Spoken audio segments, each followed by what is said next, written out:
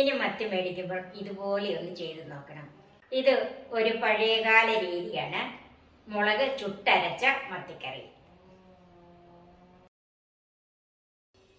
Hi, എല്ലാവർക്കും നമസ്കാരം. എല്ലാവരെയും കുക്ക് സോപ്പിലേക്ക് സ്വാഗതം ചെയ്യുന്നു. ഈ പഴയകാല റെസിപ്പിയുടെ ചേരുവകളും ഇതുണ്ടാക്കുന്നത് എങ്ങനെയാണെന്ന് കാണാൻ നമുക്ക് നേരെ വീഡിയോയിലേക്ക് പോകാം. ഇതിനൊരു 12 മത്തി എടുത്തിട്ടുണ്ട്. ഇതൊരു മീഡിയം വലുപ്പത്തിലുള്ള മത്തിയാണ്. ചെറിയ മത്തിയാണേലും വലിയ മത്തിയാണേലും എല്ലാം ഇതുപോലെ ചെയ്തെടുക്കാം. അതുപോലെ ഒരു 15 മുളക് എടുത്തിട്ടുണ്ട്. ഇത് ഞാൻ എരിവുള്ള വറ്റൽമുളകാണ് എടുത്തിരിക്കുന്നത്. ഒരു 8 ചുമന്നുള്ളി, 6-7 വെളുത്തുള്ളി അല്ലി, ഇതുപോലെ 2 കഷ്ണം ഇഞ്ചി, ഒരു വലിയ കഷ്ണം കൊടംപുളി വെള്ളത്തിലിട്ടിട്ടുണ്ട്. കീറിയാണ് വെള്ളത്തിലിട്ടിരിക്കുന്നത്. 1 ടേബിൾ സ്പൂൺ മല്ലി മുഴുവനോടെയാണ് എടുത്തിരിക്കുന്നത്. അതുപോലെ 1/4 കപ്പ് തേങ്ങ, 1/2 ടീസ്പൂൺ ഉലുവ, 1/2 ടീസ്പൂൺ കടുക്. ഇനി ഇതിൻ്റെ അകത്തുനിന്ന് 2 മുളക് ഞാൻ കടുക് വറുക്കാനായിട്ട് എടുക്കും. കറിവേപ്പില, വെളിച്ചെണ്ണ, ഉപ്പ്, വെള്ളം.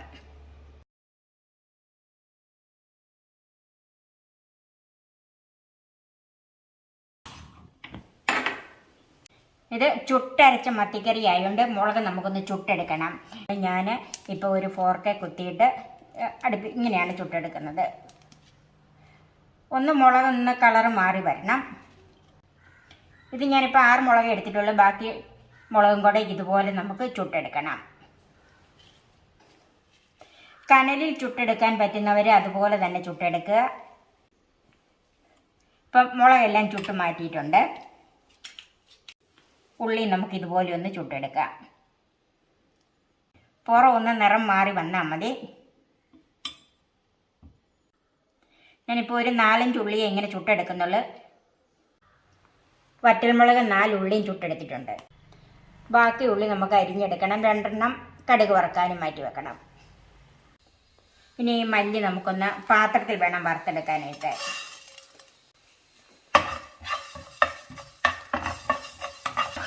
എണ്ണയൊന്നും ചേർക്കണ്ട, ഡ്രൈ ആയിട്ട് വറുത്തെടുക്കാം. ഇതിപ്പോൾ ഞാൻ ലോ ഫ്ലെയിമിലാണ് വെച്ചിരിക്കുന്നത്.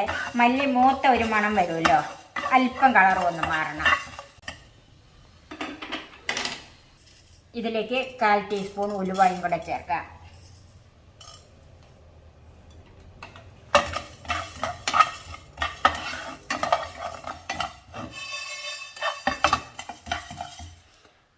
ഉലുവായും മല്ലിയും മൂത്തിട്ടുണ്ട്. മൂത്ത നല്ലൊരു മണം വരുന്നുണ്ട്. ഇത് നമുക്ക് മുളകിൻ്റെ കൂടെ മാറ്റി വെക്കാം.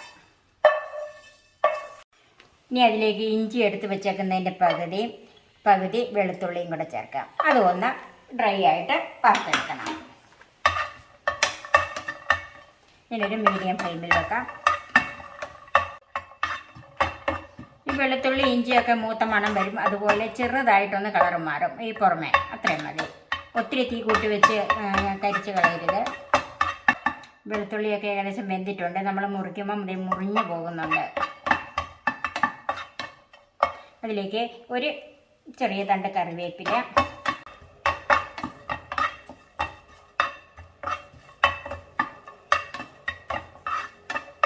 കറിവേപ്പില ഒന്ന് മൂത്ത് വന്നിട്ടുണ്ട്. അതിലേക്ക് തീ ഓഫ് ചെയ്തിട്ട് തേങ്ങ ചേർക്കാം. തേങ്ങ ഒത്തിരി ഡ്രൈ ഇങ്ങോട്ട് വറുത്ത് പോകണ്ട. നമ്മൾ വറുത്തരയ്ക്കുന്നത് പോലെ ഒന്നും വറക്കണ്ട. ഒന്ന് ചൂടായി കിട്ടിയാൽ മതി. ഈ കൂടെ തന്നെ 1/2 ടീസ്പൂൺ മഞ്ഞൾപ്പൊടിയും കൂടെ ചേർക്കാം. മഞ്ഞൾപ്പൊടി ആദ്യമേ എടുത്തു വെക്കാൻ ഞാൻ മറന്നുപോയി. ഈ ചൂടിൽ തന്നെ ഒന്ന് മൂത്ത് കിട്ടിയാൽ മതി. ഇനി നമുക്ക് ഇത് തണുക്കാൻ വേണ്ടിയിട്ട് മാറ്റി വെക്കാം. ചുട്ടുവെച്ച മുളക് മല്ലി എല്ലാം തണുത്തിട്ടുണ്ട്. തേങ്ങാക്കൂട്ടും തണുത്തിട്ടുണ്ട്. ഇനി ഇതൊന്ന് അരച്ചെടുക്കണം. ഇതിൻ്റെ ഞെടുപ്പ് കളഞ്ഞ് നമുക്ക് മിക്സിയുടെ ജാറിലേക്ക് മാറ്റാം.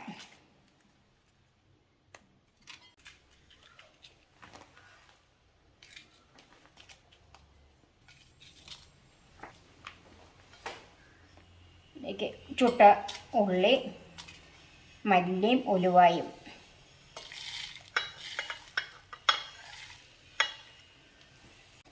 അതുപോലെ ഇഞ്ചിയും വെളുത്തുള്ളിയും തേങ്ങയും മഞ്ഞൾപ്പൊടിയും കറിവേപ്പിലയും കൂടെ അതും തണുത്തിട്ടുണ്ട്. അതെല്ലാം കൂടെ ഒന്നിച്ച് ചേർത്ത് വെക്കാം.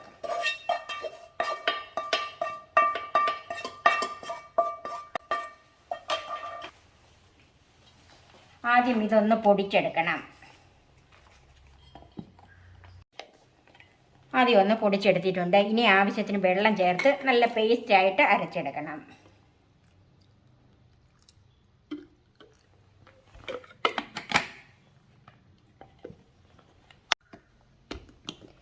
പേക്കൂട്ട് നല്ല പേസ്റ്റായിട്ട് അരച്ചിട്ടുണ്ട്. ഇനി നമുക്ക് കറി ഉണ്ടാക്കാം. മൺചട്ടിയിലാണ് വെക്കുന്നത്. ചട്ടി ചൂടായി അതിലേക്ക് വെളിച്ചെണ്ണ ഒഴിക്കാം.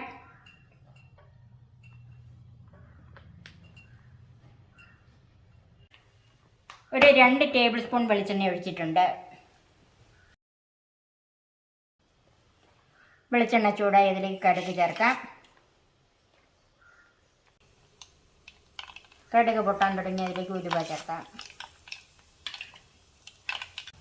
കടുക് ഉലുവായൊക്കെ പൊട്ടിയിട്ടുണ്ട്. അതിലേക്ക് ബാക്കി വെച്ചിരിക്കുന്ന വെളുത്തുള്ളി ഇഞ്ചിയും ചേർക്കാം.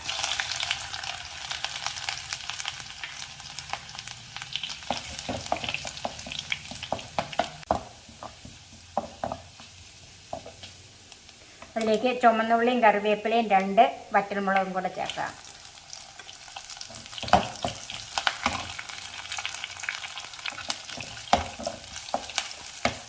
ഉള്ളി ഇഞ്ചി എല്ലാം ഒന്ന് ചുവന്ന് വരണം. എന്ന് പറഞ്ഞാൽ ഒത്തിരി മൂത്ത് പോകണ്ട, എന്നാലും ഒന്ന് വെന്ത് ഒന്ന് കളർ മാറി വരണം. ഇഞ്ചിയും വെളുത്തുള്ളിയും ചുവന്നുള്ളിയൊക്കെ ആവശ്യത്തിന് മൂത്തിട്ടുണ്ട്. അതിലേക്ക് അരപ്പ് ചേർക്കാം. നമ്മൾ അരച്ച് വെച്ചതുണ്ടല്ലോ അത് ചേർക്കാം. തീരെ കുറച്ചിടണം.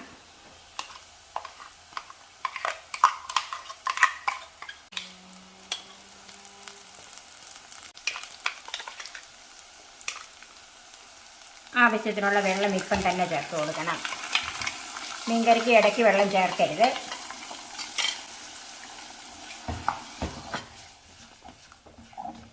പുളി ചേർക്കാം.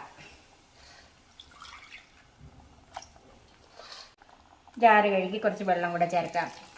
മീൻകറിക്ക് ഇടയ്ക്ക് വെള്ളം ചേർക്കരുത്. നമുക്ക് എന്തോരം ചാറ് ഗ്രേവി വേണോ അതിനനുസരിച്ച് വെള്ളം ആദ്യമേ ചേർത്ത് കൊടുക്കണം. ഇടയ്ക്ക് ചേർത്താൽ അതിനൊരു മീൻ കറിക്കൊരു രുചിയില്ലാതെ പോകും. ഞാൻ ഇതിൻ്റെ അകത്ത് കുടംപുളിയാണ് ചേർത്തിരിക്കുന്നത്. ഇനി വാളംപുളി ഇഷ്ടമുള്ളവർക്ക് അത് ചേർക്കാം. മാങ്ങ വേണമെങ്കിൽ അതും ചേർക്കാം. ഇതിലേക്ക് ഉപ്പ് ചേർത്ത് കൊടുക്കാം.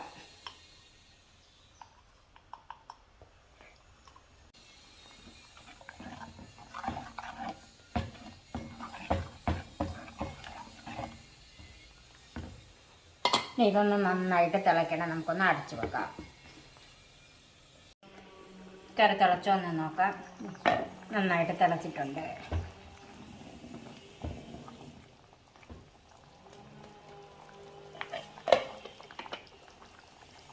ഇനി ഇതിലേക്ക് മത്തിയിട്ട് കൊടുക്കാം.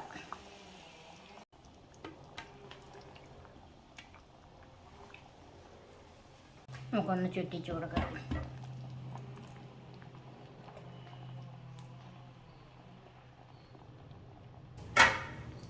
അല്പം കറിവേപ്പിലയും കൂടെ ഇടാം.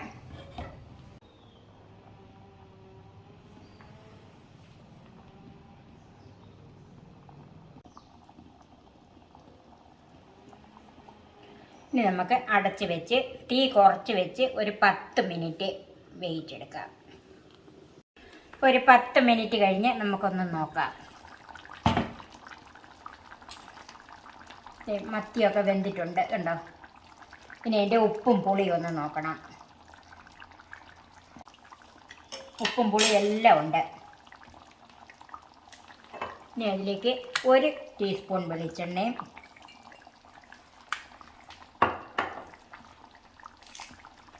ഒരു 2-3 കറിവേപ്പിലയും കൂടെ ഇട്ട് തീ ഓഫ് ചെയ്ത് 2-3 മിനിറ്റ് ഒന്ന് മൂടി വെക്കാം. അപ്പോൾ അടച്ച് വെച്ചിട്ട് ഒരു 2-3 മിനിറ്റ് കഴിഞ്ഞ് ഇനി ഒന്ന് നോക്കാം. ചുട്ടരച്ച മത്തിക്കറി റെഡിയായി. ഇതൊരു പഴയകാല രീതിയാണ്. കപ്പയുടെയും ചോറിൻ്റെയും ഒക്കെ കൂടെ നല്ല രുചിയുള്ളൊരു മത്തിക്കറിയാണ്. നിങ്ങൾ ഇതുപോലെ ഒന്ന് ചെയ്ത് നോക്കണം. എല്ലാവർക്കും ഇഷ്ടപ്പെടും. എൻ്റെ ഈ ചാനൽ സബ്സ്ക്രൈബ് ചെയ്യാനും എൻ്റെ ഫേസ്ബുക്ക് പേജ് ലൈക്ക് ചെയ്യാനും ഷെയർ ചെയ്യാനും കമൻറ്റ്സ് അറിയിക്കാനും മറക്കരുത്.